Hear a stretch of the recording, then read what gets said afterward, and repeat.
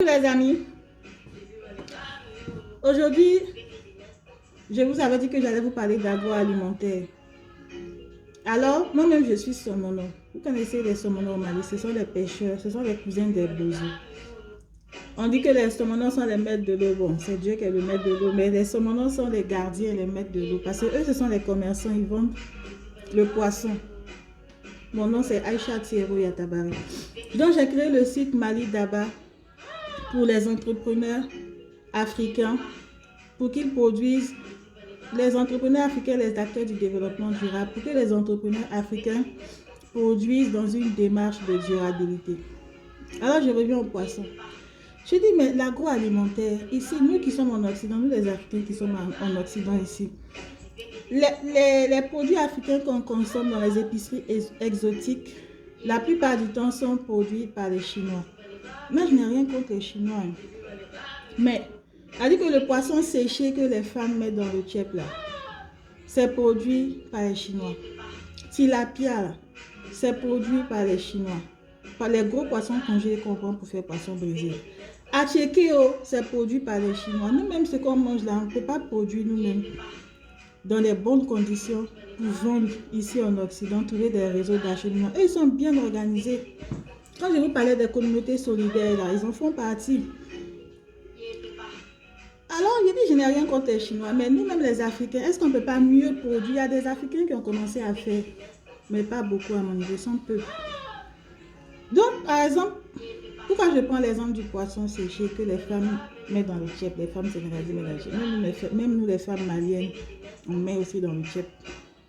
Le poisson séché là, ce sont les restes de la pêche qui sont revalorisés.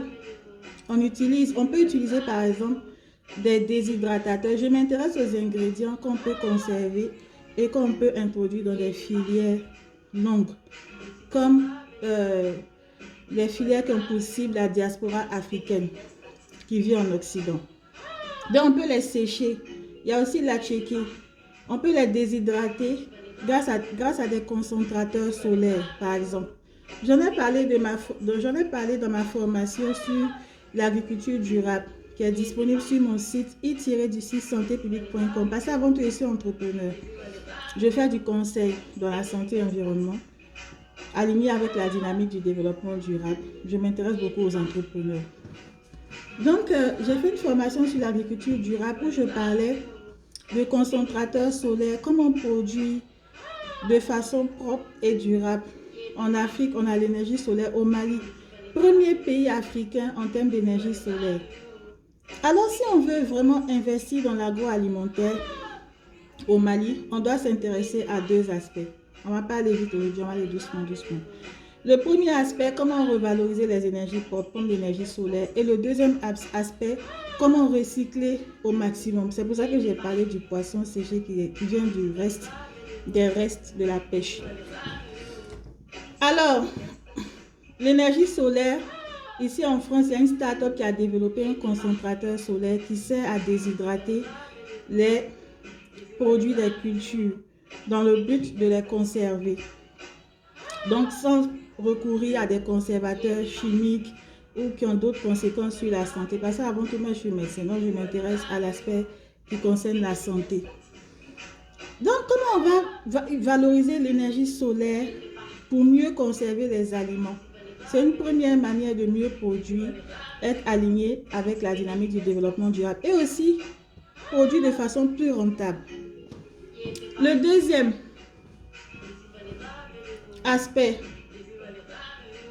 concernant la manière de recycler au maximum, il y a les biomasses qui sont les déchets des cultures.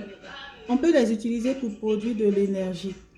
Parce que le problème énergétique, c'est un vrai problème actuellement dans le monde. On ne peut pas parler d'industrie sans parler d'énergie. Ici en Occident, leur modèle est en train de s'écrouler. Pourquoi? Il faut qu'ils s'intéressent à un nouveau modèle. Ici, les factures énergétiques explosent. Les personnes normales même n'arrivent plus à payer leurs factures énergétiques. On t'envoie une facture de gaz de 900 €. Tu es dans un minuscule appartement pour un mois. 800 € pour un mois. Tu es dans un appartement qui fait même pas 100 mètres carrés. Facture de gaz, 800 €, 900 €, 800 €, 500 €. Tu vas voir l'assistante sociale. Elle va te dire non, c'est partout comme ça dans votre bâtiment. Je reçois beaucoup de personnes avec des factures comme ça. Mais donc, ce modèle ne peut plus tenir. Ce qu'on voit en surface, la croissance, là, c'est en surface. En réalité, le modèle est en train de s'écrouler. Donc, il faut qu'on crée quelque chose de nouveau. Ça, c'est même pas une affaire d'Afrique ou d'Occident. Il faut qu'on produise mieux et différemment, surtout l'énergie pour l'industrialisation. Il faut qu'on s'intéresse davantage aux énergies propres. Excusez-moi, aujourd'hui, là, j'ai des défauts de prononciation parce que je vais vous dire tellement de choses à la fois.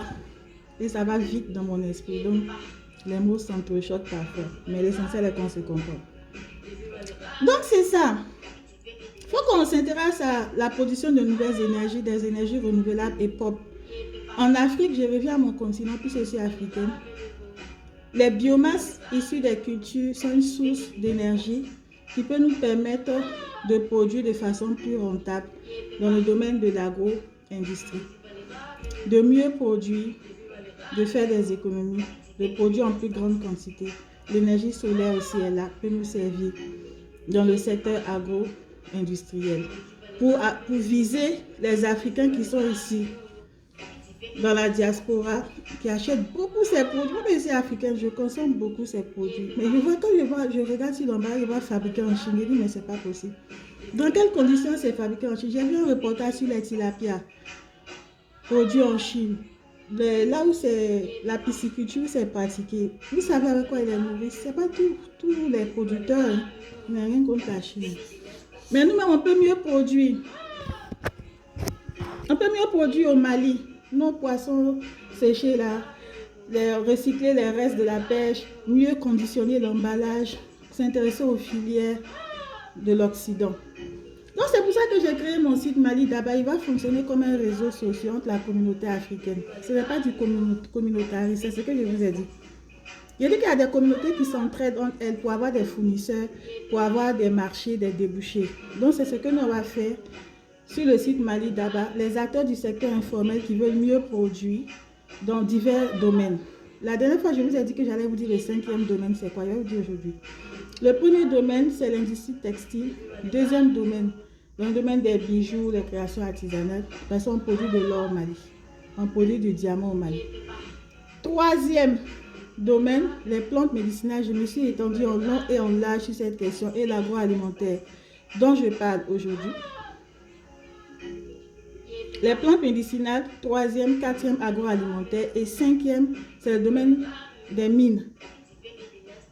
Alors, j'ai évoqué cela dans une courte vidéo sur ma chaîne, le 5 années d'Eche Yatabari, ici sur YouTube. Dans le site Mali Daba, je vais mettre le lien encore. Si vous êtes un acteur du secteur informel, vous pouvez vous inscrire, parler de votre activité. Le but, c'est de créer des connexions, de s'entraider pour prospérer dans le business, mais de façon alignée avec le développement durable. Voilà, donc c'était ma présentation d'aujourd'hui. Demain, je reviens sur le secteur du textile. Comment mieux produire et viser des filières comme en Occident ici. Merci.